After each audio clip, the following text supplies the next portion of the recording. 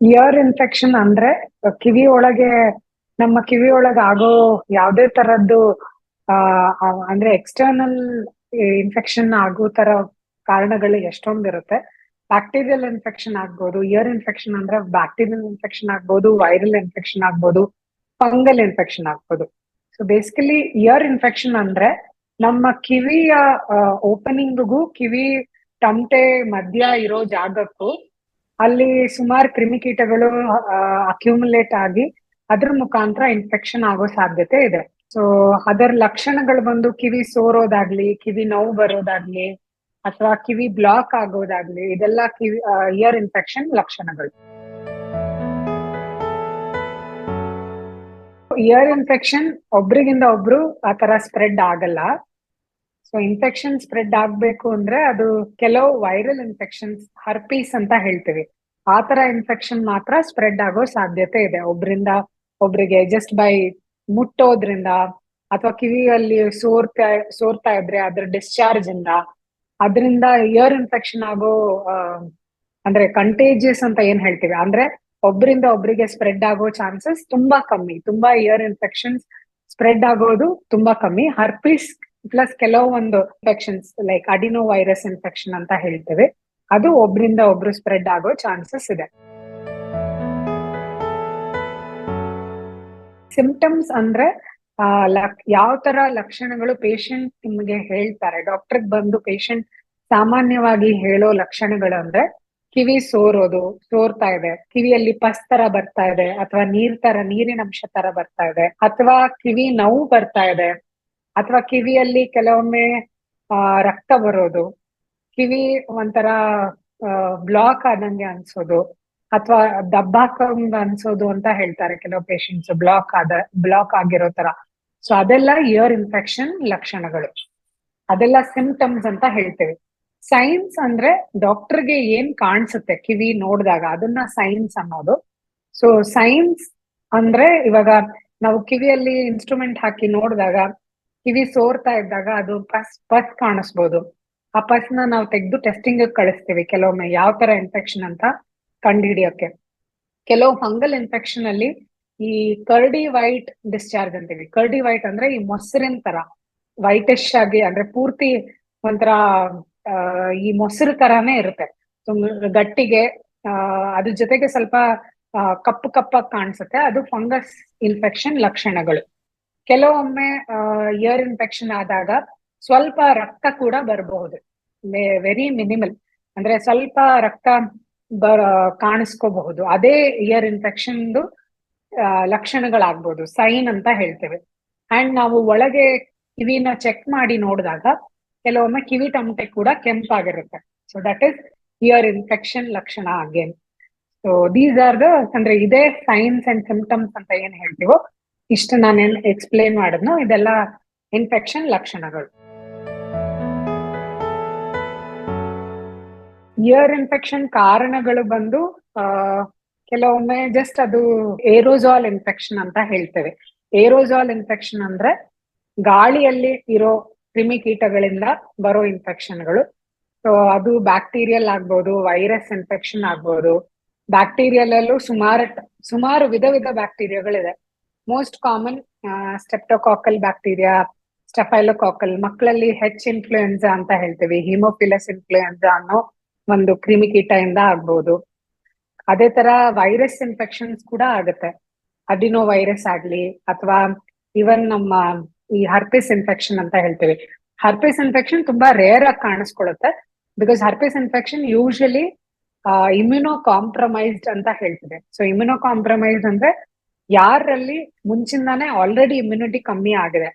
For example ಈ diabetic patients ಯಾರು kidney transplant ಆಗಿರುತ್ತೋ, patients on ಇಮ್ಯುನೋಸಪ್ರೆಸೆಂಟ್ಸ್ ಅಂತೀವಿ.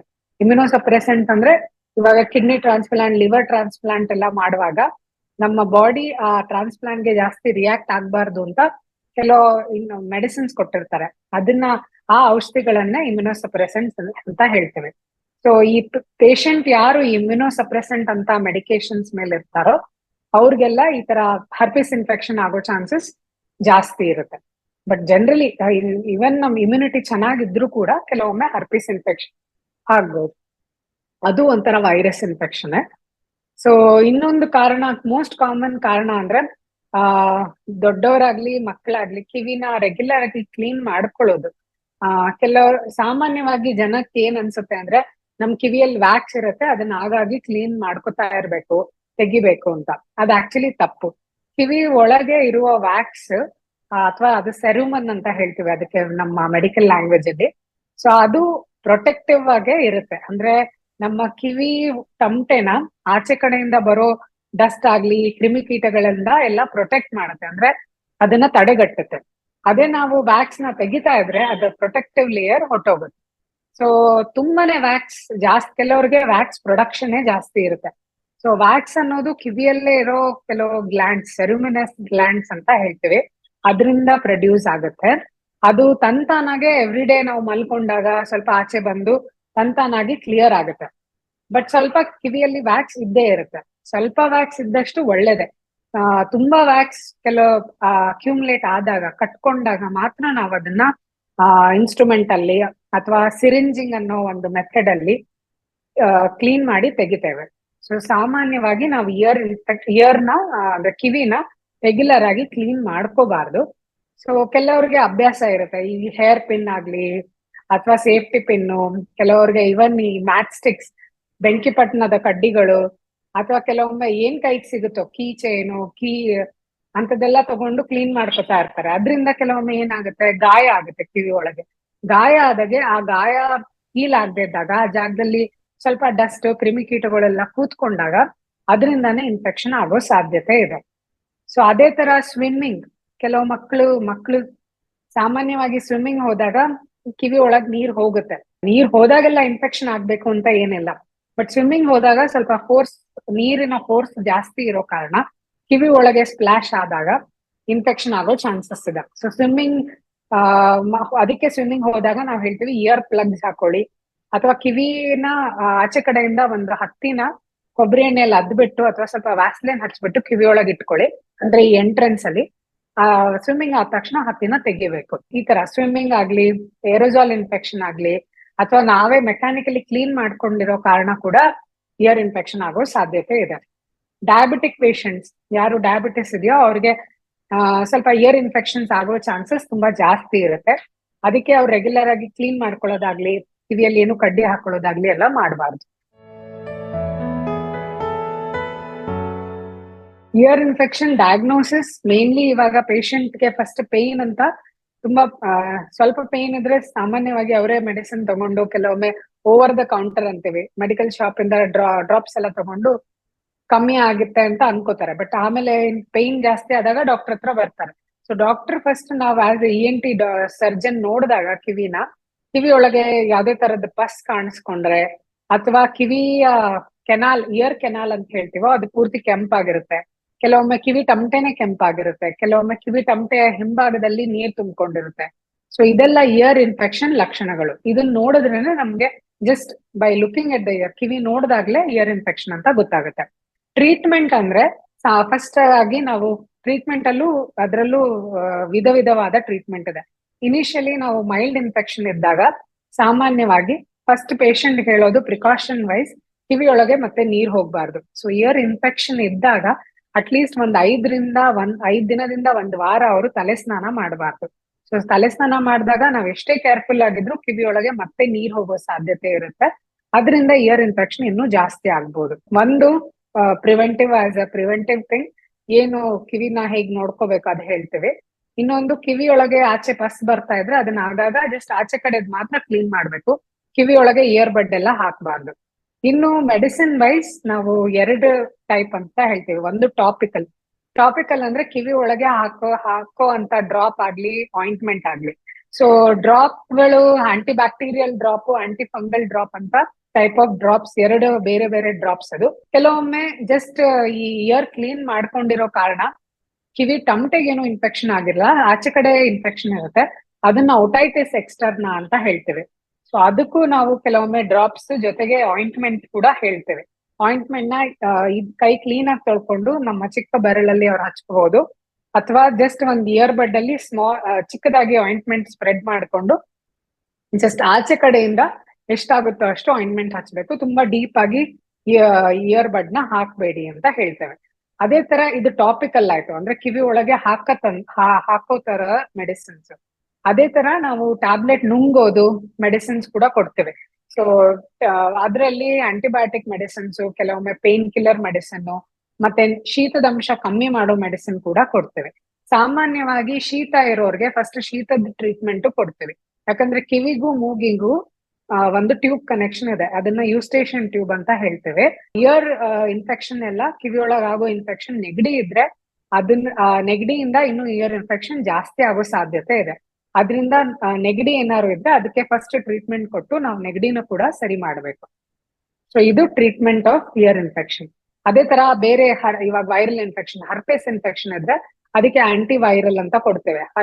ಸೊ ಆಂಟಿ ವೈರಲ್ ಅಲ್ಲಿ ವಿ ಗಿವ್ ಯೂಶಲಿ ನಾವು ಈ ಎಸೈಕ್ಲೋವಿರ್ ಅನ್ನೋ ಮೆಡಿಸಿನ್ಸ್ ಕೊಡ್ತೇವೆ, ಮತ್ತೆ ಕಿವಿಗೆ ಹಾಕಕ್ಕೆ ಡ್ರಾಪ್ ಕೊಡ್ತೇವೆ. ಕೆಲವೊಮ್ಮೆ ಇಯರ್ ಇನ್ಫೆಕ್ಷನ್ ಆದಾಗ ಈ ಕಿವಿಯ ಹಿಂಭಾಗದಲ್ಲಿ ಒಂದು ನರ ಹೋಗುತ್ತೆ, ಆ ನರದ ಮುಖಾಂತರನೇ ನಮ್ಗೆ ಈ ಫೇಸ್ ಅಲ್ಲೆಲ್ಲ ಸೆನ್ಸೇಷನ್ ಇರೋದು. ಆ ಇನ್ಫೆಕ್ಷನ್ ಆದಾಗ ಜಾಸ್ತಿ ಕೆಲವೊಮ್ಮೆ ಬಾಯಿ ಸೊಟ್ಟ ಆಗೋ ಚಾನ್ಸಸ್ ಇರುತ್ತೆ, ಆ ಹರ್ಪಿಸ್ ಇನ್ಫೆಕ್ಷನ್ ಅಂತ ಹೇಳ್ತೇವೆ. ಸೊ ಅದಕ್ಕೆ ನಾವು ಬೆಲ್ಸ್ ಪಾಲ್ಸಿ ಅಂತ ಕರಿತೇವೆ. ಸೊ ಬೆಲ್ಸ್ ಪಾಲ್ಸಿ ಏನಾದ್ರು ಆದ್ರೆ ಅದಕ್ಕೆ ನಾವು ಸ್ವಲ್ಪ ಸ್ಟೀರಾಯ್ಡ್ ಮೆಡಿಸಿನ್ಸ್ ಕೊಡ್ಬೇಕಾಗಿ ಬರುತ್ತೆ. ಒಂದ್ 5 ದಿನದಿಂದ 1 ವಾರದವರೆಗೂ ಆಂಟಿ ವೈರಲ್ ಕೊಡ್ತೀವಿ, ಎಸೈಕ್ಲೋವಿರ್ ಅನ್ನೋ ಮೆಡಿಸಿನ್ ಜೊತೆಗೆ ಸ್ವಲ್ಪ ಮಲ್ಟಿವಿಟಮಿನ್ ಕೊಡ್ತೇವೆ, ಜೊತೆಗೆ ಇಯರ್ ಡ್ರಾಪ್ಸ್ ಕೊಡ್ತೇವೆ.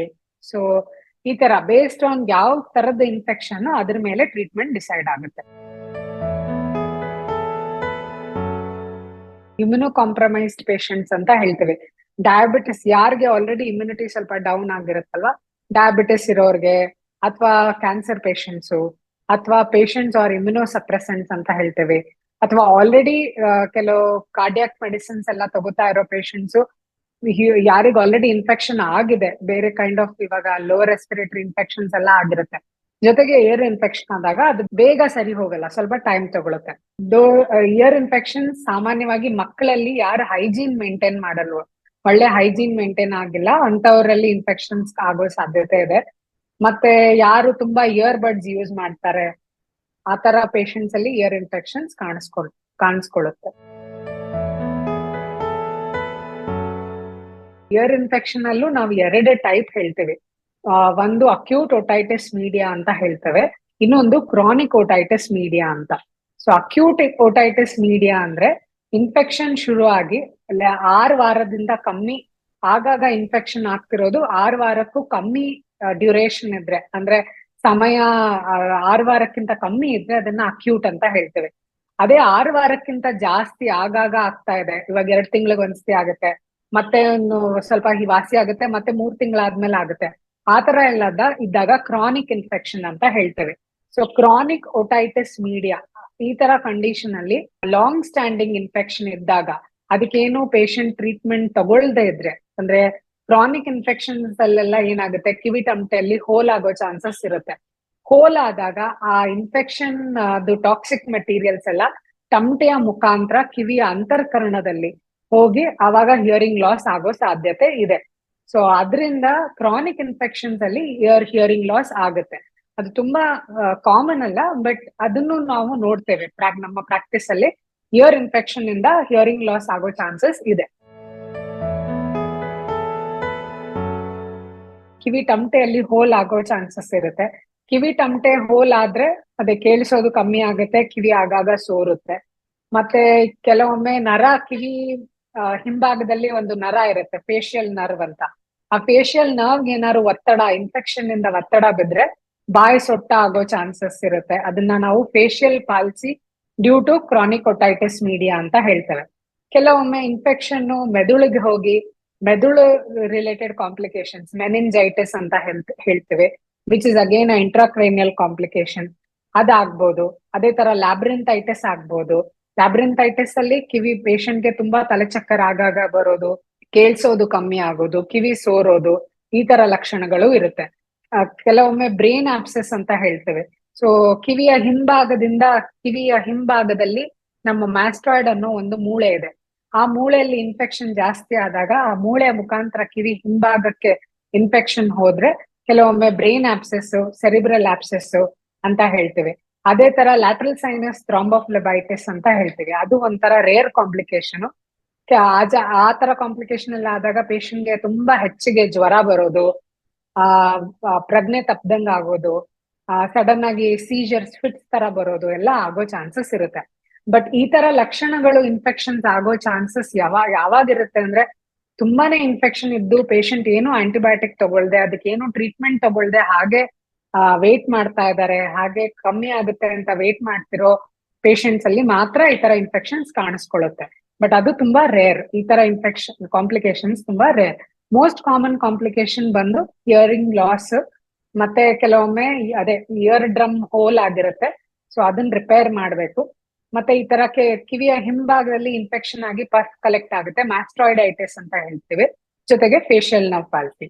ಸೊ ಇದು ನಾವು ಸಾಮಾನ್ಯವಾಗಿ ನೋಡೋ ಕಾಂಪ್ಲಿಕೇಶನ್.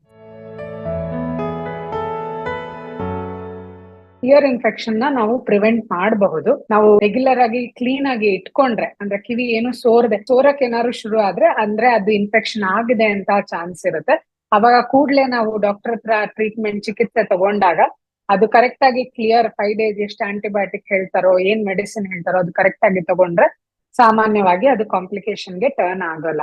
ಅದೇ ತರ ಮಕ್ಕಳಲ್ಲಿ ಹೈಜೀನ್ ಚೆನ್ನಾಗಿ ಮೇಂಟೈನ್, ಮಕ್ಕಳಾಗ್ಲಿ ವಯಸ್ಸಾದವರಾಗ್ಲಿ ಕಿವಿನ ಕ್ಲೀನ್ ಆಗಿ ಮೇಂಟೈನ್ ಮಾಡೋದು, ಕಿವಿಯೊಳಗೆ ಏನು ಹಾಕದೆ ಇಯರ್ ಬಡ್, ಈ ತರ ಬೇರೆ ಎಕ್ಸ್ಟರ್ನಲ್ ಆಬ್ಜೆಕ್ಟ್ಸ್, ಈ ತರ ಹೇರ್ ಪಿನ್ ಆಗ್ಲಿ, ನಮ್ಮ ಸೇಫ್ಟಿ ಪಿನ್ ಆಗ್ಲಿ ಅಂತದೇನು ಹಾಕದೆ, ಜೊತೆಗೆ ಮಕ್ಕಳು ಅಥವಾ ದೊಡ್ಡವರಾಗ್ಲಿ ಸ್ವಿಮ್ಮಿಂಗ್ ಹೋದಾಗ ಕಿವಿನ ಚೆನ್ನಾಗಿ ನೋಡ್ಕೊಳ್ಳೋದು, ಕಿವಿಯೊಳಗೆ ನೀರ್ ಹೋಗದೆ ಇರೋಂಗೆ ನೋಡ್ಕೊಂಡು, ಎಕ್ಸ್ಟರ್ನಲ್ ಫ್ಯಾಕ್ಟರ್ಸ್ ಅಂದ್ರೆ ಆಚೆ ಕಡೆಯಿಂದ ಏನು ತೊಂದರೆ ಕೊಡುತ್ತೋ ಅದನ್ನೆಲ್ಲ ಆಗದೆ ಇರೋ ಹಂಗೆ ನೋಡ್ಕೊಂಡ್ರೆ ನಾವು ಇನ್ಫೆಕ್ಷನ್ ನ ತಡೆಗಟ್ಟಬಹುದು.